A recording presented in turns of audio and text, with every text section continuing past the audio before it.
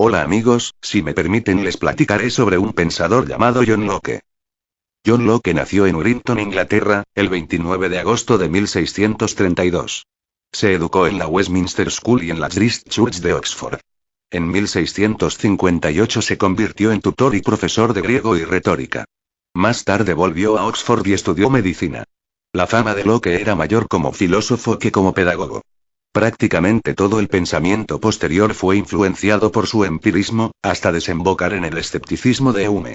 En lo pedagógico, Locke no pretendió crear un sistema educativo, sino explicar los lineamientos de la educación para los hijos de la nobleza, por consiguiente sus ideas representan tanto un reflejo de la percepción pedagógica de su tiempo como una reflexión profunda sobre sus bondades, defectos y alcances.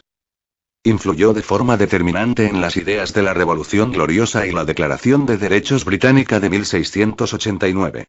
Tras algunas vicisitudes en el mundo de la política internacional, que le valieron no pocos problemas, Locke volcó la experiencia de su vida intelectual en dos obras cumbre: Ensayo sobre el entendimiento humano, 1690, y Pensamiento sobre educación, 1692.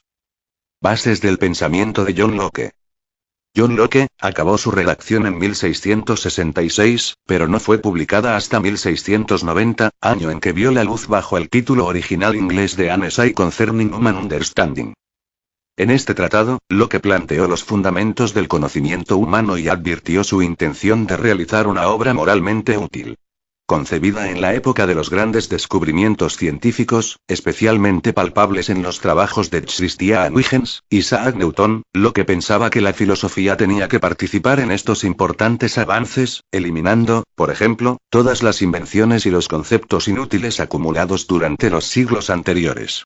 Según él, las analogías y las relaciones entre los contenidos del conocimiento son los elementos que permiten la elaboración de instrumentos críticos capaces de eliminar los conocimientos erróneos. Debido a su característico empirismo analítico, se opuso a las concepciones puramente mecanicistas y sistemáticas cartesianas y, pese a ser cuestionado por Gottfried Wilhelm Leibniz, su influencia sobre los filósofos de la Ilustración fue considerable.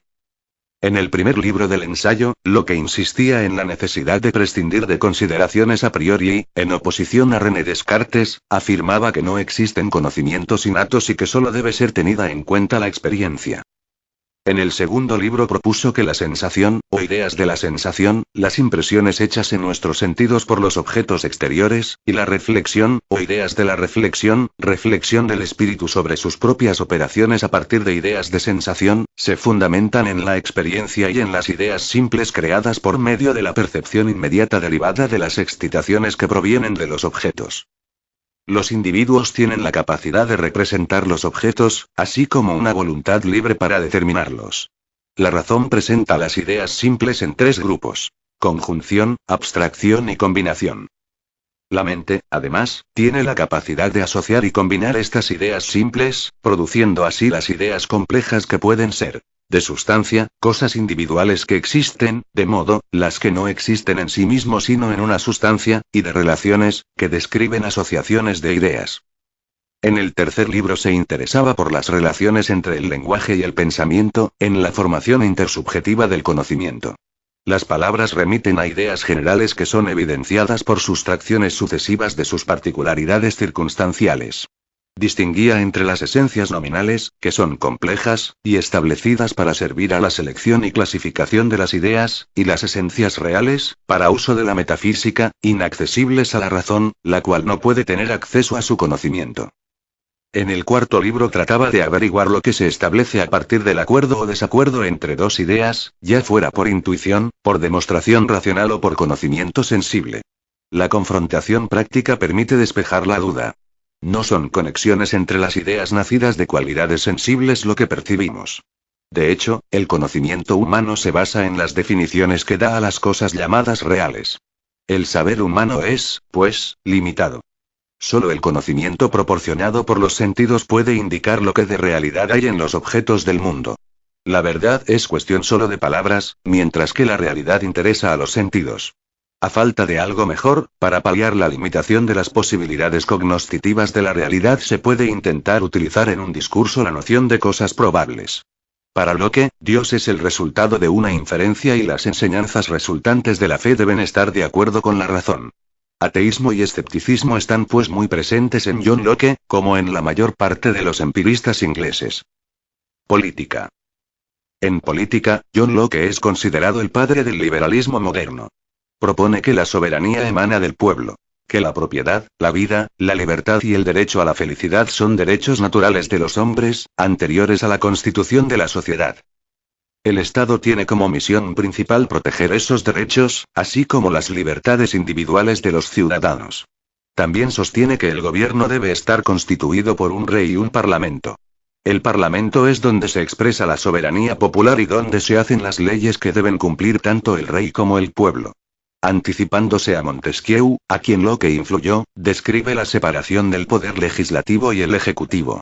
La autoridad del Estado se sostiene en los principios de soberanía popular y legalidad. El poder no es absoluto sino que ha de respetar los derechos humanos.